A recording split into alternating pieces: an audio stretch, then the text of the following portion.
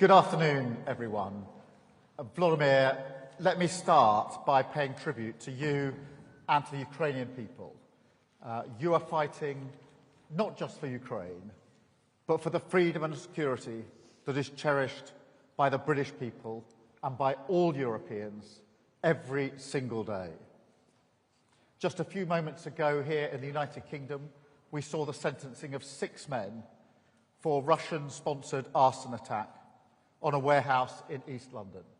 This was a warehouse storing humanitarian aid and satellite equipment destined for Ukraine. We will not tolerate this hostile activity. And it just underlines the point.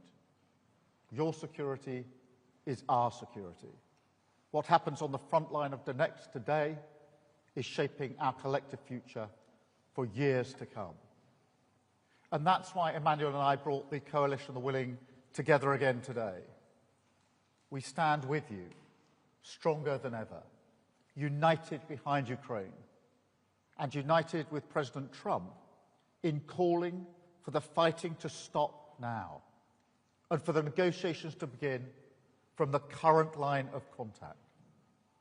President Trump is right to have imposed sanctions on Russia's oil majors, as the UK has also done, alongside the latest package from the EU.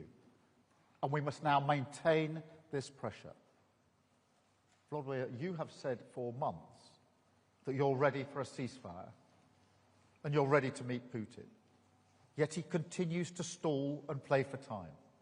Putin is the only person who does not want to stop this war. His strikes on civilians this week made that crystal clear once again, targeting energy infrastructure ahead of winter, hitting young children in their nursery, claiming the lives in Kyiv of a 12-year girl and a 6-month-old baby. This is who Putin is. Time after time, he rejects the chance to end the war. In just the last few days, he's rejected the opportunity for talks once again, instead making ludicrous demands for Ukrainian land, which he could not and has not taken by force. Of course, that is a complete non-starter, and it shows yet again that he's not serious about peace. So we've been clear today that we must respond. Working with the US, this coalition is determined to go further than ever to ratchet up the pressure on Putin, from the battlefield to his war economy, because that is the only way to change his mind and push him back to the table. And in our meeting this afternoon, we came together around a clear plan for the rest of this year. First, we will act to take Russian oil and gas off the global market. Last week, the UK became the first country to sanction all of Russia's oil majors. On Wednesday, the US acted decisively to join us, together with further sanctions from the EU. And we're choking off funding for Russia's war machine.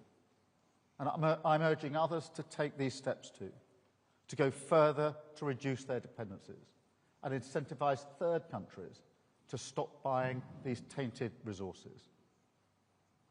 Second, we're determined to push on with the progress on Russia's sovereign assets and unlock billions to help finance Ukraine's defence.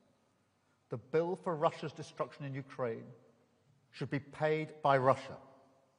So we want to move ahead at speed with the work needed to deliver reparation loans and get the funds flowing to Ukraine.